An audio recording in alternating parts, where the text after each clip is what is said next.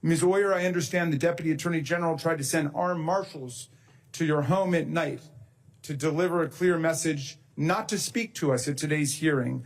And yet, I see you here today undaunted and unbowed, proving to Mr. Blanche and any other Trump official that you can't bully and silence everyone. We're also joined by Ryan Croswell, who served as a federal prosecutor in the Public Integrity Section. Perhaps the most personally upsetting part of the story is the lengths to which the leadership of the department has gone to prevent me from testifying here today. On Friday night, around 9:15, I learned that the Deputy Attorney General's office had directed the Department's Security and Emergency Planning Service to send 2 armed Special Deputy U.S. Marshals to my home to serve me with a letter. Now we have 68 court orders that have been. The letter was to be served at my home between 9 o'clock and 10 o'clock on Friday night. I was in the car with my husband and my parents, who are sitting behind me today, when I got the news that the officers were on their way to my house, where my teenage child was home alone.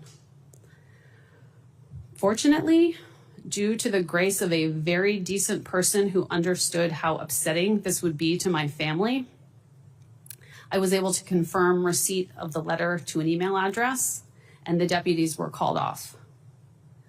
The letter had been emailed to me just before 8 o'clock that night.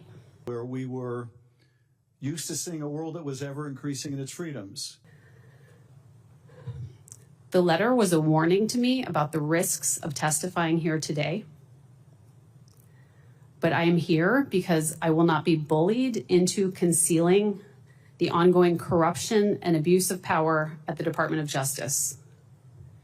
DOJ is entrusted with keeping us safe, upholding the rule of law, and protecting our civil rights. It is not a personal favor bank for the president. For weeks, the White House has unleashed an unprecedented attack. Could you, in 30 seconds, the difference between representing the people of the U.S. and representing the president? As we know, the line has been completely crossed here, as you know from your own experience. It's very concerning that the department is currently being run by people, all of whom represented the president personally. There are certain decision-making authorities of the department that have been delegated to people who personally represent the president, including oversight of matters of ethics and professional responsibility. That's evidenced in the letter that was sent to me, which was sent to me by someone who was one of President Trump's personal defense attorneys. Despotism, and you and all of.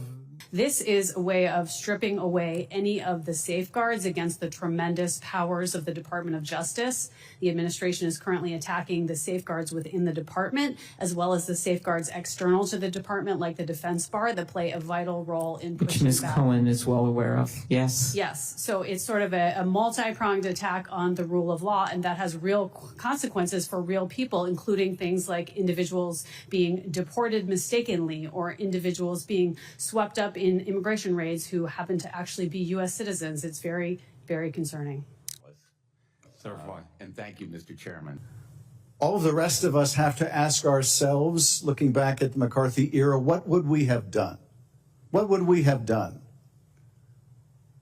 if we were faced with the loss of our jobs, if we were faced with the loss of our livelihood, if we were faced with the loss of our position? What would we have done? Well, you don't have to ask that question. Your being here is all the answer anyone could demand, and we are deeply, deeply grateful to you.